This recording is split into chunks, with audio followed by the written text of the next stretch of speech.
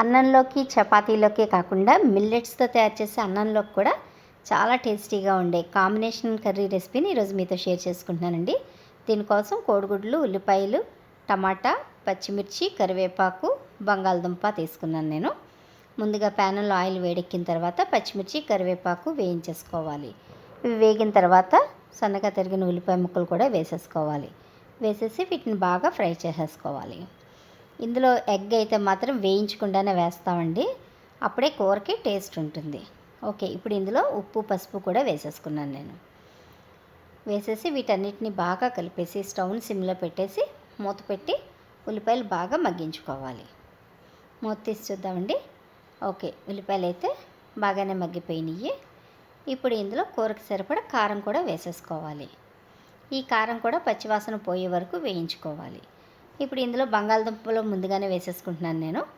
కాసేపు బంగాళదుంపలను వేయించుకోవడానికి స్టవ్ని సిమ్లోనే ఉంచేసుకున్నాను. మూత పెట్టేసి కాసేపు మగ్గించుకున్నా. ఓకే, మూత తీసి చూసి బంగాళదుంపలు బాగానే మగ్గినాయండి. ఇప్పుడు ఇందులో టమాటా వేసేసుకుంటున్నాను. అలాగే నేను తీసుకున్న గుడ్లు కూడా కాస్త నాట్లు పెట్టుకున్నానండి. చాకు పెట్టి నాటు పెడితే సరిపోతుంది. అవి కూడా వేసేసుకుంటున్నాను, ముందుగానే వేసుకుంటున్నాను. కోడిగుడ్లు మాత్రం కాస్త చూసుకుని కలుపుకుంటూ ఉండాలండి. మామూలుగా గరిటె పెట్టి ఎలా పడితే అలా కలిపేస్తే మాత్రం గుడ్డు విడిపోతుంది. కాస్త జాగ్రత్తగా కలుపుకుంటూ ఉండాలి. మధ్య మధ్యలో కలుపుకుంటూనే ఉండాలండి టమాటాలు మగ్గే వరకు. మూత పెట్టేసుకున్నాను. ఓకేనండి, మూత తీసి చూద్దాం. టమాటా అయితే ఆల్మోస్ట్ బాగా మగ్గిపోయిందండి. చూసారుగా, ఈ టమాటాలో ఉండే జ్యూసు, బంగాళదుంపలో ఉండే జ్యూసు ఎగ్ పీల్చుకుని టేస్ట్ బాగుంటుందండి. అందుకని ముందుగానే ఎగ్ వేసేసుకున్నాను నేనైతే.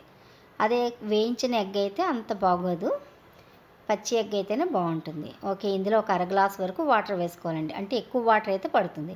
మూత పెట్టి బాగా ఉడికించుకోవాలి బంగాళదుంపలు. ఓకేనండి, చూసారుగా నీళ్ళు అయితే బాగా మరుగుతున్నాయి.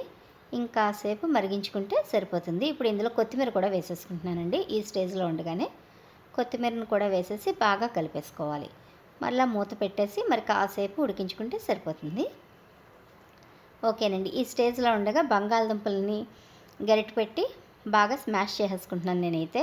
అంటే మీకు నచ్చితే చేసుకోవచ్చు, కానీ అలా స్మాష్ చేసుకుంటేనే బంగాళదుంప మొత్తం గ్రేవీకి బాగా పట్టి టేస్ట్ అయితే చాలా బాగుంటుందండి. లేదంటే చిన్న చిన్న ముక్కలు గరిటెతోటి అనేసుకోండి. ఓకే, ఈ కూరలో ఉన్న స్పెషాలిటీ ఇదేనండి. ఇంతేనండి, చాలా టేస్టీ అయిన బంగాళదుంప టమాటా కోడిగుడ్డు కూర రెడీ అయిపోయింది. ఈ రెసిపీ మీకు నచ్చినట్లయితే మీరు కూడా మీ ఇంట్లో ట్రై చేసి ఎలా ఉందో కామెంట్ చేయండి. నచ్చితే లైక్ చేయండి. అలాగే నా వీడియోని షేర్ చేయండి. మరిన్ని రుచికరమైన వంటల కోసం నా ఛానల్ సబ్స్క్రైబ్ చేసుకుని నోటిఫికేషన్స్ ఆన్ ఉంచుకోండి. Thank you for watching.